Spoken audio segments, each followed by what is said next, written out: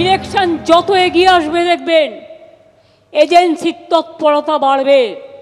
Election আসলেই মনে পড়ে তৃণমূলের কাকে কাকে চার্জশিট দিতে হবে।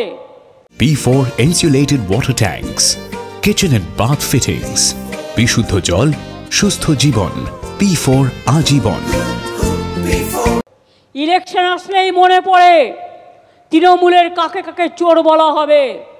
ইলেকশন আসলেই মনে পড়ে তৃণমূলের কাকে কাকে জেলে ভরানো হবে। জেলে তো ভরেছেন অনেককেই, কটা প্রমাণ করতে পেরেছেন আজ পর্যন্ত? লজ্জা করে না? আরজিকর কেসের আজ পর্যন্ত সমাধান করতে পারেননি। কেসের পর কেস চলছে, কোন মুখে কথা বলেন আপনারা? সবার ফোনে আমাদের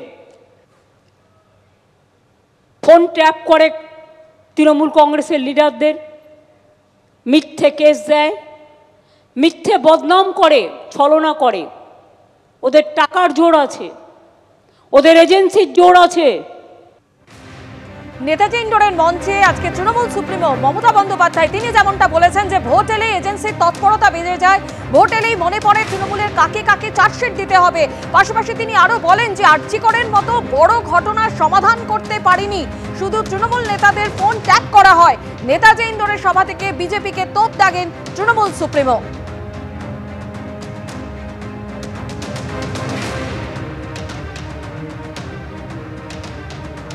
টেলিফোনে এই মুহূর্তে আমাদের সঙ্গে শ্রমিক ভট্টাচার্য রয়েছেন। শ্রমিক বাবু, আপনি শুনলেন যে মুখ্যমন্ত্রী মমতা বন্দ্যোপাধ্যায় আজকে যে প্রসঙ্গ উল্লেখ করেছেন, সেখানে বলেছেন যে ভোট এলে এজেন্সির তৎপরতা বেড়ে যায় এবং সেই সময় মনে পড়ে তৃণমূলের কাকে কাকে চার্জশিট দিতে হবে। এবং আরও একটি প্রসঙ্গ তিনি উল্লেখ করেছেন যে আরজিকরের মতো বড় ঘটনার এখনো পর্যন্ত সমাধান করতে পারিনি, শুধু তৃণমূল নেতাদের ফোন ট্যাপ করা হয়।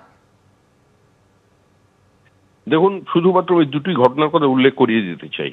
এক, মুকুল রায় বিজেপিতে যোগদান করেছিলেন এবং যেদিন যোগদান করেছিলেন তার পরের দিন সন্ধ্যাবেলা আপনাদের চ্যানেলে বসে হাতে 3টে টেলিফোন নিয়ে দেখিয়েছিলেন এবিপি আনন্দে যে আমি নন্দীগ্রাম করেছি, আমি সিঙ্গুরের আন্দোলন করেছি, আমি বামফ্রন্টকে উৎখাত করবার জন্য যত কিছু করবার আন্দোলন তার মধ্যে আমি ছিলাম, কিন্তু কোনোদিন আমার ফোন ট্যাপ করা হয়নি। এই যে 3টে ফোন হাতে তুলে তিনি দেখিয়েছিলেন, আজকে 3টি ফোন সার্ভিলেন্সে আছে। আপনারা আপনাদের ফাইলে চলে যান, যে আপনি পরিষ্কার দেখতে পাবেন। এক, পশ্চিমবঙ্গের কোনো মন্ত্রী, কোনো আমলা এবং তৃণমূল কংগ্রেসের কোনো নেতা, কোনো বিধায়ক ফেস টাইম ছাড়া কথা বলতে অভ্যস্ত নন। কোনো ব্যক্তিগত অনুরোধ করলেও সেটা ফেস টাইমে করতে বলে।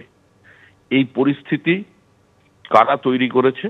যারা তৈরি করেছে তাদের নৈতিক কিংবা কোনো রাজনৈতিক অধিকার আছে এ ধরনের বক্তব্য রাখার? মুখ্যমন্ত্রী কোনো প্যারাট্রুপার পলিটিশিয়ান নন। মুখ্যমন্ত্রী কি হতে চলেছে সেটা জানেন, মাটির গন্ধটা উনি চেনেন। মুখ্যমন্ত্রী আশঙ্কা করেছেন বা মুখ্যমন্ত্রীর কাছে নির্দিষ্ট তথ্য আছে যে হয়তো তদন্তের গতি বাড়বে এবং আস্তে আস্তে জাল গুটিয়ে আনছে ইডি, সিবিআই এবং মহামান্য আদালতেরও এদের উপরে প্রেশার বাড়ছে।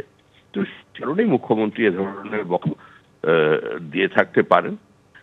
আর এ ধরনের বক্তব্য তো শুনে শুনে মানুষ অভ্যস্ত। তৃণমূল কংগ্রেস কি এবং কেন, কি এবং কেন সেটা আমার মনে হয় পশ্চিমবঙ্গের মতো কোনো রাজনৈতিক সচেতন প্রদেশে, যেখানে আমরা একটা দুর্ভাগ্যক্রমে একটা রাজনৈতিক সমাজের মধ্যে বাস করছি, সেখানের মানুষকে এটা বোঝানোর প্রয়োজন নেই।